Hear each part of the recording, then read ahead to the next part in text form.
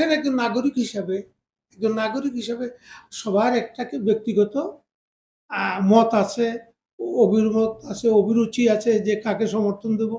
তো সেটা তো অবশ্য নাগরিক হিসাবে আমার ব্যক্তিগত আছে, এবং আমাদের হেফাজত ইসলামেরও একটা আছে। সেটা রাজনৈতিক পরিস্থিতি, প্রেক্ষাপট আসুক, ভোটের মাঠ আসলে তখন যাই হেফাজত ইসলাম দেখবে যে হেফাজত ইসলামের সাথে যেসব ইসলাম সংগঠনগুলো আছে তাদের ব্যাপারে তখন যে কোনো সিদ্ধান্ত নেবেন যে এদেরকে আমরা সমর্থন করছি, এদেরকে আপনারা দেশবাসীকে আহ্বান করবে যে এদেরকে আপনারা ভোট দেন। বিষয়টা হলো যেভাবে হ্যাঁ, আপনারা সরকার পতনের জন্য আন্দোলন করেছেন ঠিক ওইভাবেই আর কি। একটু দেশটা পরিস্থিতিটা নির্বাচনমুখী হোক, এখনো তো নির্বাচনমুখী হয় নাই। দেশটা তো এখনো অন্তর্বর্তী সরকার সংস্কারে করে যাচ্ছেন, এখনো তো নির্বাচনমুখী পরিবেশও তৈরি হয় নাই। দেশে একটু শান্তি শৃঙ্খলা তো আগের মতো ফিরেই আসে নাই।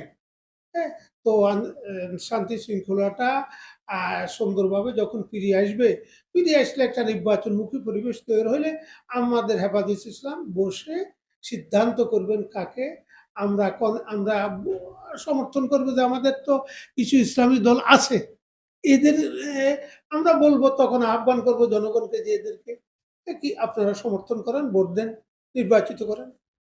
শেষ প্রশ্ন একবার হুজুর, যে এই পাহাড়ে যে দাঙ্গাটা চলছে আসলে এটার পিছনে আপনি মানে কি মনে করেন যে হঠাৎ করে এই দাঙ্গাটা কেন, আসলে কারা এই কুচক্রী মহল আর কি বারবার এই বিভিন্ন জায়গায় জানান দিচ্ছে? আসলে পাহাড়ে না শুধু, এই দেখেন ডেলি এক দিন একটা জায়গার থেকে কিছু কিছু লোক বিভিন্ন দাবি দাওয়া নিয়ে এই অন্তর্বর্তী সরকারকে বেকায়দা ফেলে, হ্যাঁ, একটা দেশটা বিশৃঙ্খলা সৃষ্টি করার জন্য গভীর চক্রান্ত করছে।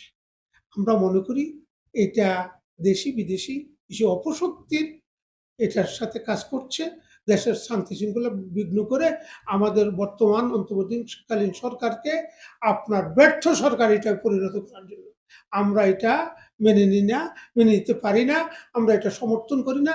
যারা করছে তাদেরকে দেশবাসীর প্রতি উদাত্ত আহ্বান থাকবে এবং সরকারের প্রতি আহ্বান থাকবে কঠোর হাতে এদেরকে দমন করে। ইসলামী দলকে সমর্থন দেওয়া, ধরেন রাজনীতিক, আমরা তো রাজনৈতিক সংগঠন, হ্যাঁ। এই বিষয়টা এখন অনেকেই বলতেছে যে ইসলামিক দলগুলোর সমর্থন, আসলে সমর্থন আর নির্বাচনে জোট করা দুইটা তো এক জিনিস না। মানে আপনি নির্বাচনে জোট করলে আপনি নির্বাচনে গেলেন, অথবা আপনি কাউকে সমর্থন দিলেন, এই দুইটা তো এক কথা না আসলে। তো আপনাদের এই নৈতিকতার দিক থেকে কাউকে ইসলামিক কোনো দলকে সমর্থন দেওয়ার কোনো আছে কিনা আসলে?